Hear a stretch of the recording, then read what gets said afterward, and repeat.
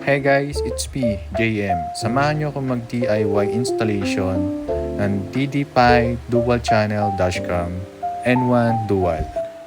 Nabili ko nga lang ito sa halagang 3,799 pesos. Wala nga pala itong kasamang memory nung binili ko since meron akong available memories sa cellphone ko.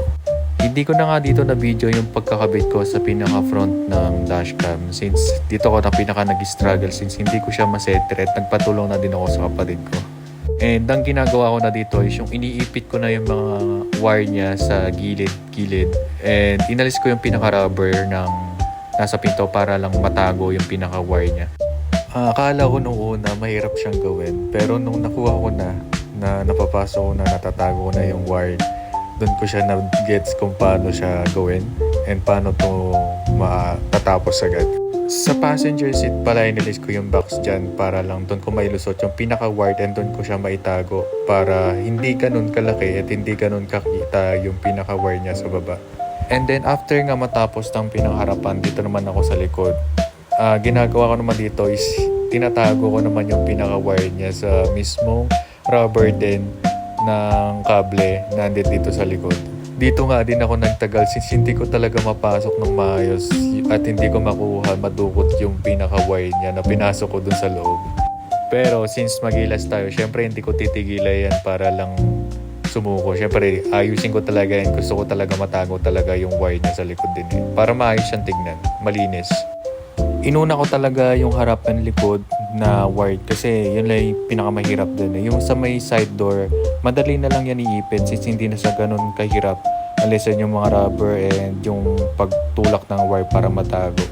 Then after ko nga makonect yung pinaka-wire sa likod at sa harap para magumana yung camera sa likod is tinago ko na yung wire niya. Then yun, okay na. Sinara ko na yung pinto. Chinek ko kung sasabit or mahigpit yung wire sa likod ng camera pero since okay naman siya and hindi siya ganun kabanat, chinek ko sa loob para lang makita and yung kapatid ko is nasa labas para siya yung nagsasara ng pinto para ma-check ko din kung sumasayad ba yung wire niya sa likod. And then ito nga natapos din sa wakas. Sinabot ako dito ng gabi. Ito yung pinakaharapan ng camera, kitang-kita naman siya, di ba? Then ito naman yung cigarette lighter socket, di ba? Hindi naman siya halata. And tagong-tago talaga yung wire sa pinakababa. And ito yung pinakaharap na dashcam. And dyan sa gilid na yan, dyan ko pinadaan yung wire. Tinuso ko dyan para siya matago. Then yan, hanggang dyan sa baba. Inopen ko yan yung mismong plastic na yan. Then hanggang sa baba, pinasok ko sa pinaka dulo niyan sa loob ng plastic na yan. Ayun, para lang matago yung wire niya. Ayan, di ba? Hindi siya halata. Then sa side door, yung wire, dito ko pinadaan sa gilid niya lang. Then nilis ko yung rubber, then yung tinusok-tusok ko sa gilid hanggang makarating sa dulo yung wire. And yun, natago ko naman siya ng maayos. And dito ko pinaka hindi nahirapan. Ang dali niya lang gawin.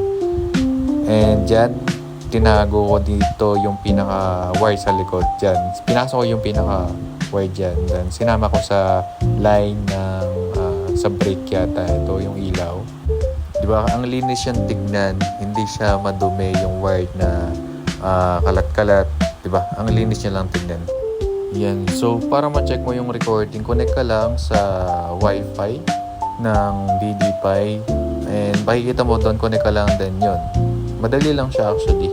Hindi siya ganun kahirap sundan. Download nyo lang yung application ng DD-Pi and connect nyo sa Wi-Fi niya, then yun, okay na yan. Check nyo na lang yung recording niya once okay na siya. Once connected na siya. Yun lang.